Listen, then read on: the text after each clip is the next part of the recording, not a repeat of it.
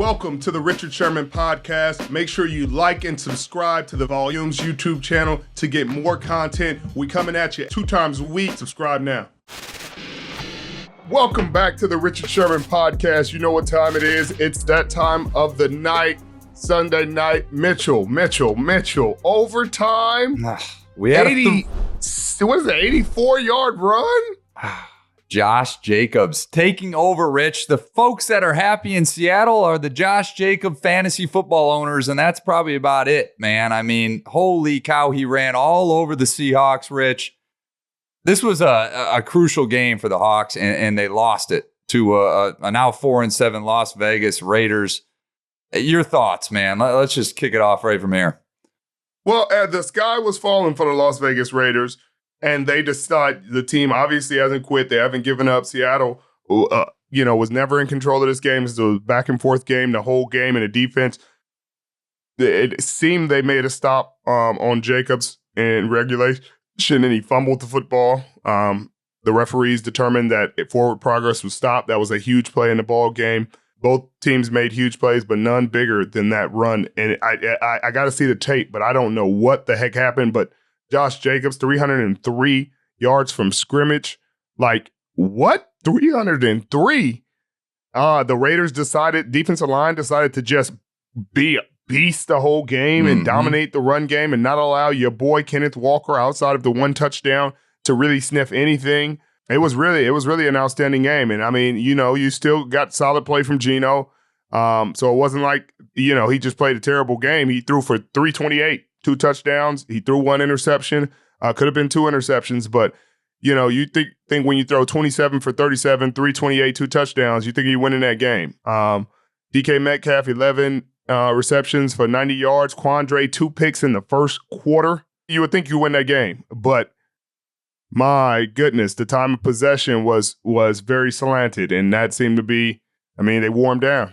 They sure did. I mean, Josh Jacobs, this was a guy that the Raiders organization seemingly wrote off heading into this year. They didn't exercise his 5th-year option on his rookie deal, Rich. I mean, this was his prove-it season, and he is proving it. I mean, the Raiders, let's be real here. They're 4-7, but they're probably a little bit better than their record. I'm sure teams aren't lining up to play the Raiders. They got some talented players on their roster, and they hung with and ultimately beat the Hawks. But where do the Hawks go from here? They're in a tight division battle against the red-hot 49ers. We'll get to them next. But what did the Seattle Seahawks need to do to right this ship? They better find a way to beat the Rams. I'm not sure if Matt Stafford's going to play next week or if Perkins is going to play again, but they have to. That's a have-to-have a game, or it's going to be a very difficult for them to make the playoffs. You got teams like the Washington Commanders.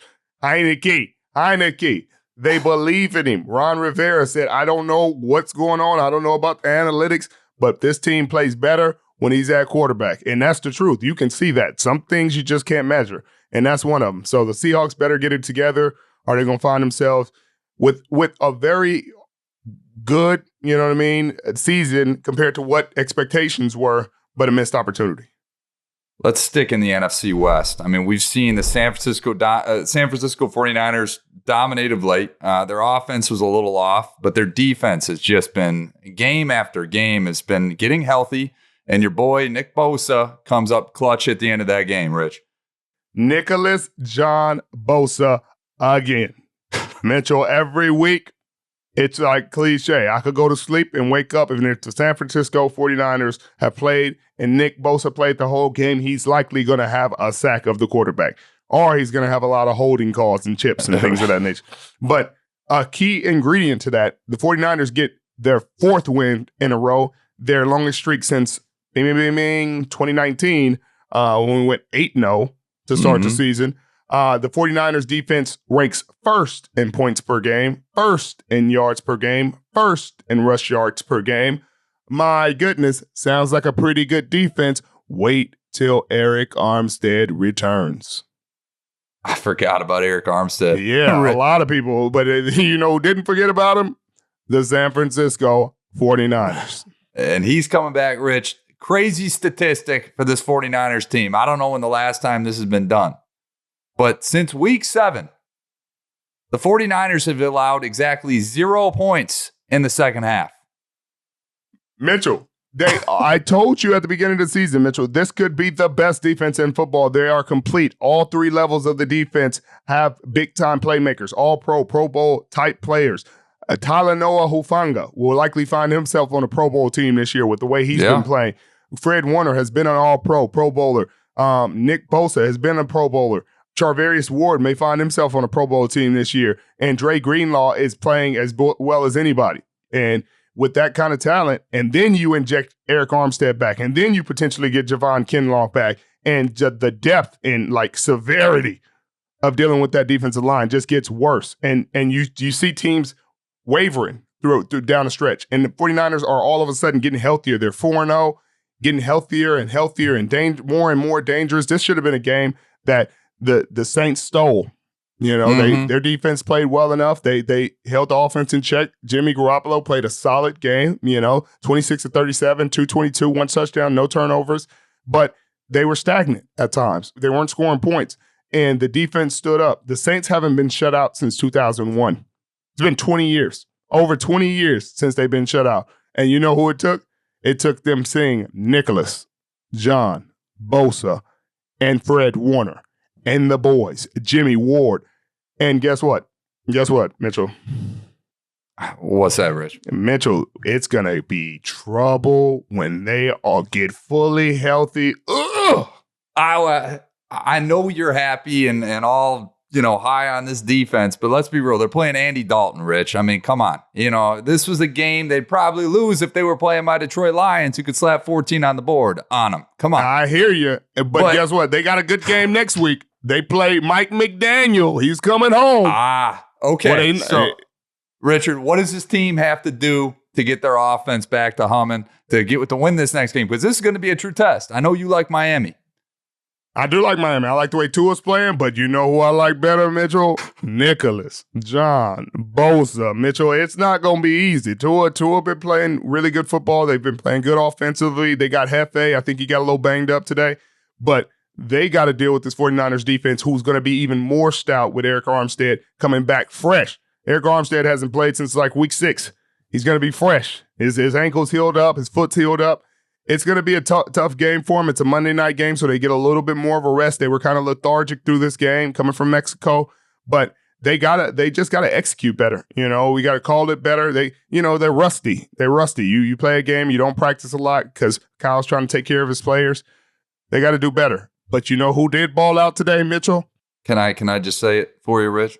Please do. It's not Zach Wilson. I'll tell you that much. It's his buddy Mike White. Rich? Mitchell. Talk to me about the Jets. They finally got their right man in there, and it's not the number 2 overall pick. Mitchell, imagine if he was the number 2 overall pick and he was playing like this. They'd be saying everything they were saying about Trevor Lawrence about him. Hey, like, this is what he came in to do. Like, that's what I hate about this league. I hate the pedigrees. I hate, the scouts had this guy. He had all this talent. His ceiling is so high. It's shut up. Either they can play or they can't play. Like, shut up. I don't want to hear his ceiling. I don't want to hear potential. What happened when he got on the field? He played? Did he play well? Did he live up to the expectations? He didn't? Then don't say anything else about him. I don't care about potential. Potential is the most overused, overrated thing I've ever heard. And that's all you hear with these quarterbacks, these young quarterbacks. Potential. I'm a production guy. Production. Mike White has production. I mean, he started 4 times. He's completed 70% of his passes, had 300 yards multiple times. He had 3 touchdowns and 300 yards multiple times. Like, he's a good quarterback. And if he just had the same moniker and pedigree that Zach Wilson had, everybody would be over the moon about what he's doing because he's a great player. But he had to earn it from the bottom. He had to grind it. He had to fight for an opportunity. There's only 32 starting quarterbacks in the National Football League. And without that pedigree, you rarely get the opportunity. So people are like, well, Zach Wilson's still going to come back. Like, for what? When has he shown the kind of game that Mike White just played? At all? I can't point one out. And no, I don't know it doesn't if exist. Be able to. And moreover, dude, he's getting his guys involved. I mean, Elijah Moore, first touchdown of the season, ironically, as soon as Mike White is under the center and Zach Wilson isn't playing. Garrett Wilson, career day for him, 2 tutties, 95 yards, 5 receptions. I mean, this team was humming right from the jump. Mike White put all the critics to bed right away. I mean, this is a guy that wants control of this team. First possession, boom, touchdown. That's how you get it done, Rich. Mitchell, they hadn't scored on the first possession the entire year. They had not scored on the first possession there were only 2 teams that hadn't scored on the first possession, and they were one of them. And what does Mike White do in his first start this season? He says, "Oh, y'all want to? Let's get it down the field. Let's get in the end zone real quick. Let's put that to bed." And he does it. And then you hear about how his teammates are talking about him. They talk about his work ethic. They talk about how prepared he is, even when he was the number 3 quarterback. You hear about how happy they are for him, how much fun they're having. That's when you know you got a special guy. And again, if this was the number 2 pick in the draft, if we just took everything away and swapped the stories of Zach Wilson and Mike White, and it was just Mike White drafted 2, and he's playing this well, and his teammates are saying this about him, you'd be like, hey, they made the right pick. Like, man, look, they got a franchise guy. But since he was a 5th round pick, since he's an unheralded guy, you're not talking about, oh, well, they found their franchise quarterback. He's a franchise quarterback. If you're going to sit there and wait for a guy who's obviously shown he's not capable of playing this kind of football, like, it went from an anemic offense to like, oh my God, look at how many playmakers they got on the field. Like, everybody was saying the season was lost. Wait till Breece Hall comes back with this. Like, my goodness. Mike White is the guy that organizations literally dream of. Like, I'm not going to call him Tom Brady, but anytime you get a quarterback 4th round or later, I mean, love Dak Prescott, late round guy, right? These quarterbacks are organization changers. From a cap space standpoint, they come out of nowhere, right? And the only thing holding Mike White back right now is the fact that you drafted someone else number 2 overall. Richard, I'm going to put you in a very tough position, right? You are Robert Saleh. You have a team that is 7-4, poised to make the playoff and potentially, who knows, make a run. We've talked about them a handful of times throughout the year. They've got great playmakers, young guys.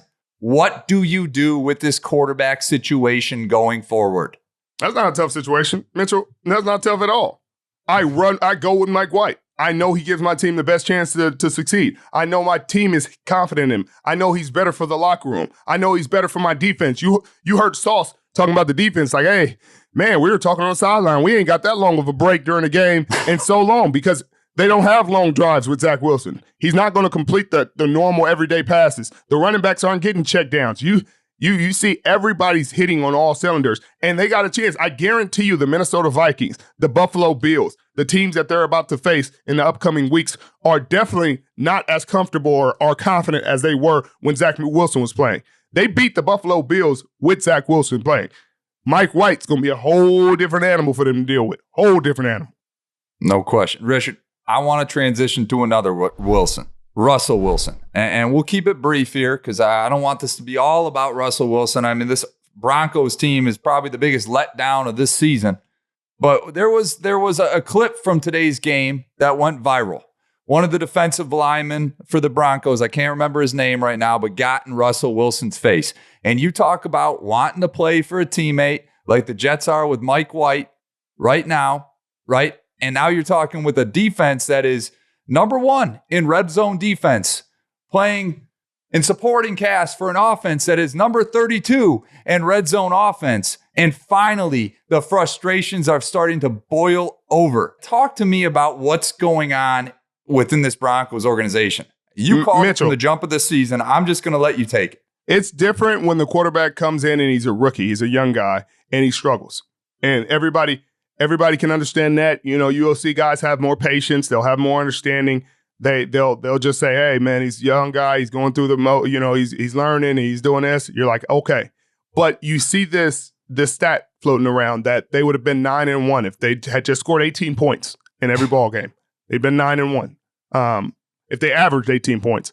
And that's tough. That's tough for a defense to deal with. And the way they were talking about Russell Wilson, if you go back to the offseason, the way they were talking about it, like, hey, we're one quarterback away. We're a quarterback away. We're a quarterback away. Then they got him, and they were like, he's the piece. He's the leader. He's what we needed. He's exactly what – they're likely going to have a worse record this year than they did last year.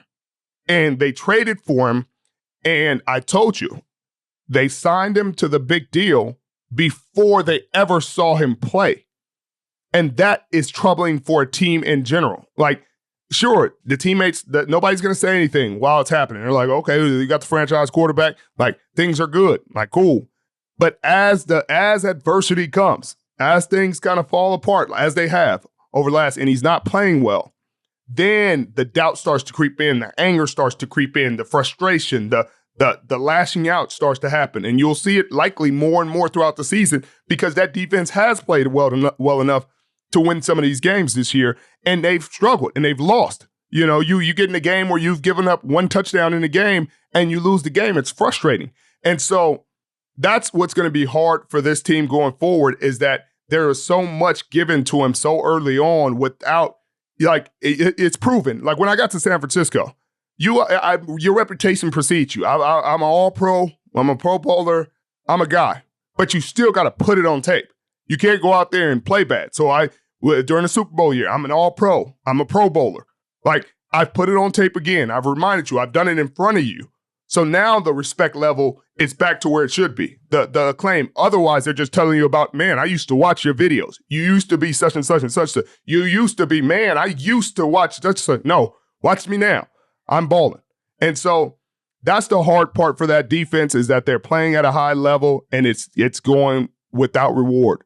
And he's making a lot of money. He's going to continue to make a lot of money. The Denver Broncos cannot get out of that deal. The cap hits are ridiculous. I think it's 105 next year if they cut him, 85 after that, 49 after that. They have no way of getting out of these contracts. Everybody's going to call for firing people. But at the end of the day, they got to find a way to make it work.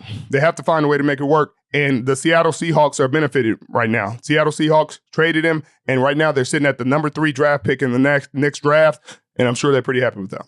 I'll say it for you. I think this goes down. I would love to see. I mean, trades in the NFL are not as prevalent as MLB and NBA, NHL. This goes to show you why not a whole lot of teams trade in the NFL. This goes down probably as the worst trade, and I'm going to call it in sports history right now, Rich. I mean, you're giving up a top 5 pick, most certainly what it looks like for next year, to get a guy you got to pay $240+ million and is going to anchor down your cap space and roster flexibility for the next 5+ years. I mean, I guarantee you, if you poll Denver fan base, would you rather have Teddy Bridgewater or Russell Wilson, independent of all the nonsense with the draft picks and the cap space? You gotta have a lot of fans asking for Teddy Two Gloves back, Rich. I mean, my goodness. And it's only gonna continue to get worse and worse and worse with the added pressure going season by season by season. Because we're seeing what happens with the Rams. When you don't have first-round picks, different parts of your roster start to slip down. And that's what's going to happen with the Broncos, Rich. They're only going to get worse before they get better. Right. And I almost feel bad for him because it's not like he asked for this. I guess he kind of did. He asked for the trade. But this is a lesson to teams. You do not pay people until you see them play for your team. You do not re them up until you see them play. He had 2 years on his deal. And if they would have saw him play the first 10 games, they likely would have never signed the extension.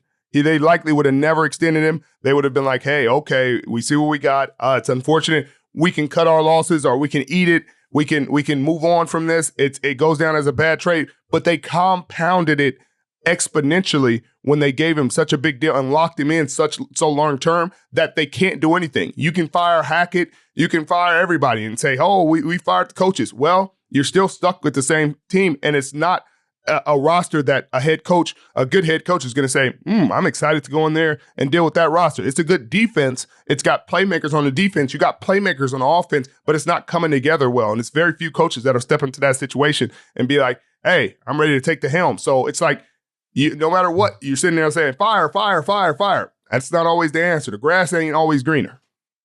I'll leave you with this, Rich. The Broncos are averaging 14.2 points per game. As a franchise, that is their worst in history through 11 games since 1966.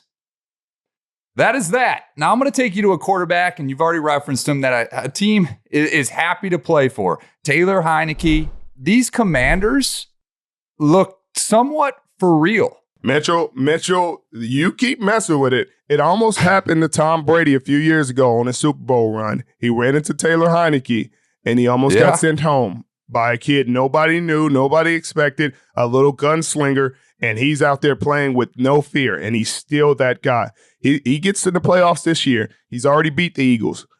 Philadelphia does not want to see him again. They do not want to see that team. And you can say what you want about it. They don't. It's not a good matchup for them. They're not afraid of him.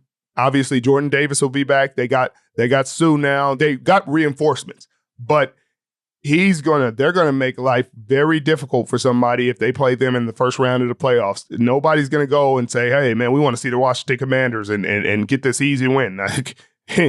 You might beat them. It's not gonna be easy. It's gonna be a dogfight. And this is a story of a coach, and Ron Rivera. I know he was helped in his decision by the injury to Carson Wentz, but things were not going right with Carson Wentz. And then all of a sudden, they were going great when Taylor Heineke took over. Here's a coach, and Ron Rivera has got a number of years of experience in this league and is giving the hot hand ample opportunity to put this team on his back and get them wins. And I think your boy Robert Saleh can probably take the same notes and give the keys to the car over to Mike White, right? And let him win some games for the rest of the season for him. He's already done it. But listen to this, Mitchell. This is a stat. Everybody's a stat guy. Wins are a quarterback stat. I hate it. But since that's what they want to live by, Taylor Heineke in his last 14 starts is 10-4. Taylor Heineke in his last 14 starts. That's why it was always weird when they made the Carson Wentz trade, because it's like he's not a world Taylor Heineke's not a world beater, but like you made a lateral move. Like right. You know what I mean? Again, you talk about potential, a ceiling, things like that. Like you made a lateral move. And you made a lateral move when you have a guy that the team plays for. They rally behind. Like, it's just like the San Francisco 49ers with Jimmy Garoppolo. Like, sure, they believe in Trey Lance, but they play for Jimmy Garoppolo. You can just hear the way their teammates talk about him, the way they fight for him, the way the quarterback fights for the team. You see it. They may not be the most talented, high-ceiling guys, arm talent, or make these crazy arm angle throws. They are winners, though. You look at Jimmy Garoppolo's record to winning. He wins, Mitchell. I understand that, Rich. Let's go to the NFC South. Let's not, Mitchell. Let's not. We have the only reason we have to is because you played for him last year, Rich. Otherwise, we wouldn't be talking about this team. But I mean, let's just start with the Buccaneers. I mean, I don't know who wants to win this division. Can we take a poll amongst players in the NFC South? Who wants to win this division? Because it certainly doesn't look like anyone wants to, Rich. Well, apparently, it's the Carolina Panthers. The Carolina Panthers want to win it. They just got the win this week. They're the only team in the NFC South to win this week. So apparently, they want to win it this week. Right now, the Bucs are still first in the division. Even with that loss, it was a heartbreaking loss. Deshaun Watson comes back this week for the Cleveland Browns, so it was good for Jacoby Brissett. He really wanted to beat Tom Brady. Obviously, he played behind him for a number of years, and it was a cool moment, a cool story for him.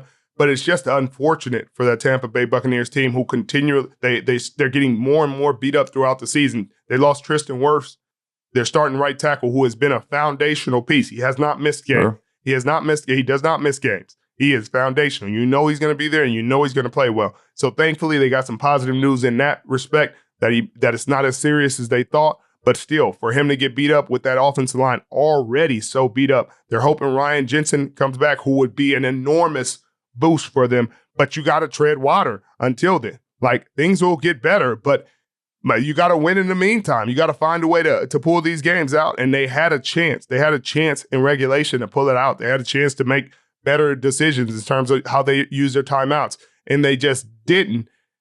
It's just, and they host the Saints on Monday Night Football. It's going to be a dogfight, man. It's going to be a dogfight, and it always is a dogfight in that division. But, man, they got to stack some wins together soon. Well, what sucks most about that game, especially with it being on Monday night, I'm sure going into the season, everyone thought it was going to be a hell of a game. And can we flex out of that one, Rich, you think? And Mitchell, I'm going to flex out of it. I'm going to flex out of it. You know that. Here's a statistic for you. Tom Brady, going into this week, had not lost a game on his career while leading 7 points or more in the final 2 minutes. He was 218-0. The Browns snapped that record for him. Jacoby Brissett. Okay, with the Browns. Now, next week's different for the Browns, Rich. They got Deshaun Watson coming in. I mean, The Browns are 4-7. What can Deshaun give them? You know, can he do anything for them? Do they have an outside shot of turning this around? Mitch, if they win 6 straight with Deshaun Watson, they may give him another $200 million. Mitchell, I don't see that happening. If Deshaun Watson gets this Browns team to the playoffs, Mitchell, they may make a statue of him and give him property and part ownership in the Browns. Like, it's going to be crazy. It's going to take a remarkable, but defensively, they played a really solid game. They held Tom Brady in check. They held Mike Evans in check. Tom Brady had some throws that he could have made that he didn't. It's just a weird year, and nobody seems to. It's almost like the NFC South and the NFC East traded places, and the NFC East is balling. They're balling. You got multiple teams that could win it. Dallas Cowboys are playing well. Zeke had probably his best game of the season last week on Thanksgiving. Your Detroit Lions gave the Buffalo Bills all they could handle. That was crazy. Watch out. Watch out. You know, the future is bright in Detroit. Yeah, right. Or not, but whatever. I don't know. It's there. The future is there. And Jameson Williams is practicing. That's going to be something positive for them. And then the Giants. The Giants gave the Dallas Cowboys all they could handle. It's going to be a fun fight in these playoffs. The playoffs are going to be interesting. I got a feeling it's going to be some freak team is going to beat somebody they should not beat. And it's going to, I'm not saying it's going to be the Bengals in the Super Bowl again, but it's going to be something like that. Yeah, I think, as you said, Rich, this year just seems a little different. You know, I mean, there's a lot of teams that are all very, very competitive, and the top dogs don't seem to have that much separation as they've had in years past. I mean, the Bills seem beatable. You know, I mean, Detroit almost beat them. I mean, Kansas City looks great, but they don't, you know, they don't have Tyreek anymore. They might be beatable. You know, I think you called it at the beginning of the season. I think the Miami Dolphins are the team that looks like they're playing with some extra ammo right now. I mean, they looked, I know they were playing Houston, but goodness. And that division, the AFC East, look out. It's good. It's a dogfight. And they're trying to send 4 teams to the playoffs in that division. I mean, and it's not a crazy thought, Mitchell.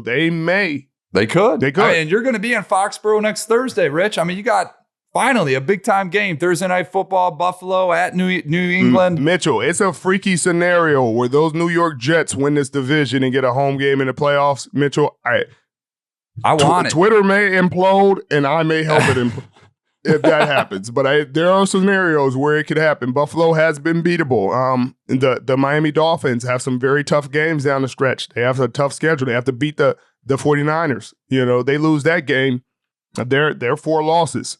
And the Jets are looking at 4 losses. So it's 7-4, 7-4. What are we talking about? We're right here. And so anything can happen down this stretch, Mitchell. In those playoffs, home field kind of matters, but we watch teams literally go on the road every game and win it. And it didn't happen last year, but it happened with Tampa Bay. They played the Super Bowl in their home city. I don't think the Cardinals will be doing that this year, but, you know. Anything's possible, Rich. No, that's not possible, Mitchell. Let's not get too crazy. This concludes our Sunday, week 12, Sunday, week 12. We got a big game this evening. A little less so tomorrow night with the Indianapolis Colts and the Pittsburgh Steelers. But, Richard, I'll let you sign us off here as we go into the week. Well, it was another great week of football. Football season is coming into crunch time. Get your fix while you can, because before you look up, it's going to be over and gone, and you're going to be counting down the days. They're going to be saying 180 days or so till football returns, and everybody's going to be suffering through trying to get there, watching old videos and formulating opinions about what's going to happen next season and free agency and the draft and all that. So keep enjoying the game. Subscribe if you're new. We'll see you next time on Wednesday with the new guest. Let you know soon.